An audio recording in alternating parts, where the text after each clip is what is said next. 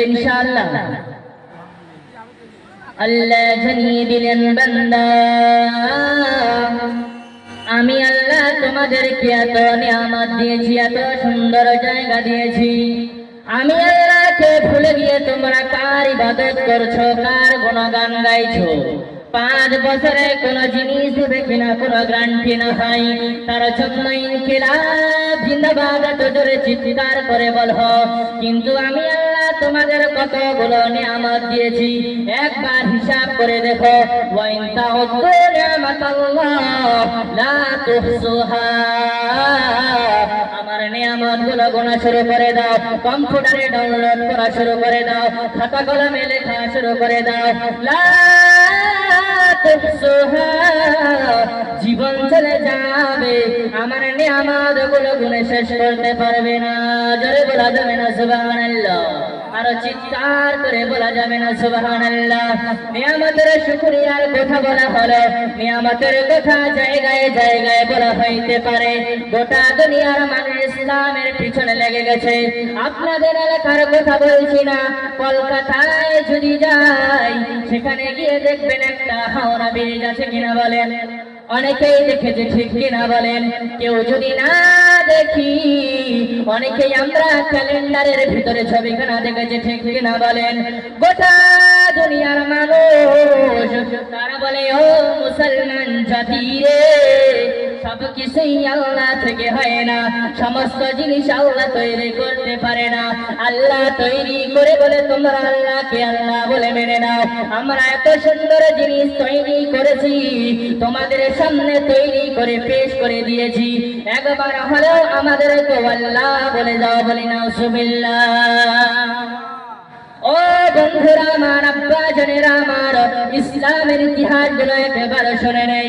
Howrah bridge তৈরি করে নেওয়ারা মুসলমানদেরকে এলান করেছেন, ও মুসলমানের ও মুসলমানের দল, তোমরা যে আল্লাহকে মেনে নাও, তোমরা যে আল্লাহর কথাগুলো মেনে নাও, ওই আল্লাহ নিয়ামত দিয়েছে বলে তাকে তোমরা আল্লাহ বলে মেনে নাও।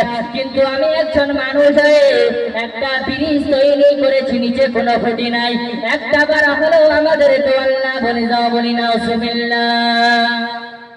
মসজিদের ইমাম সাহেব ওলামায়ে ইকরাম কানটা ধরে জানিয়ে দিলেন এদিকে আয়, তুমি একটা ব্রিজ তৈরি করেছো বলে নিজেকে বাহাদুরি স্বীকার করলে, আমাকে রব বলে মেনে নাও, আমাকে একবার হলেও আল্লাহ বলে মেনে নাও।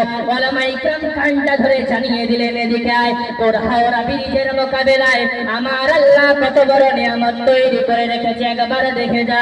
কান ধরে কোরআন খানা পেশ করে দিলেন আর জানিয়ে দিলেন। সকলেই বলি সুবহানাল্লাহ।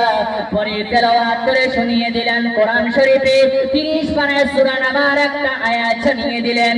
ও বিজ্ঞান রে, ও আল্লাহর নেমক হারামি রে, একবার মাথাটা উঁচু করে দেয়।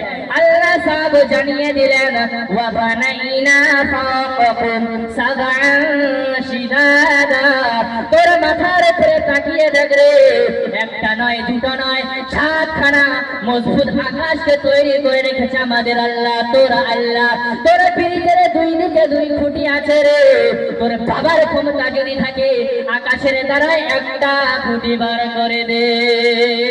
জোরে বলি সুবহানাল্লাহ। কি গো বাপ জানেন আমার পারবে? আকাশের দ্বারাই কয়টা খুঁটি? বিজ্ঞানরা বীজ আবিষ্কার করেছে, বিজ্ঞানরা ব্রিজ আবিষ্কার করেছে। ওলামায়ে ইকরামদের জানাচ্ছে, আমি একজন মানুষ হয়ে একটা ব্রিজ তৈরি করেছি, নিচে কোনো খুঁটি নাই, মাঝখানে কোনো খুঁটি নাই, 2 দিকে 2টা খুঁটি আছে। কিন্তু ওলামায়ে ইকরাম জানিয়ে দিলেন, ও বিজ্ঞান, তুমি একটা ব্রিজ তৈরি করেছো বলে বাহাদুরি স্বীকার করলে, কিন্তু আমার আল্লাহ যে 7খানা মজবুত আকাশকে লটকিয়ে রেখেছে কয়টা খুঁটি আছে? পারবে কেউ দেখাতে?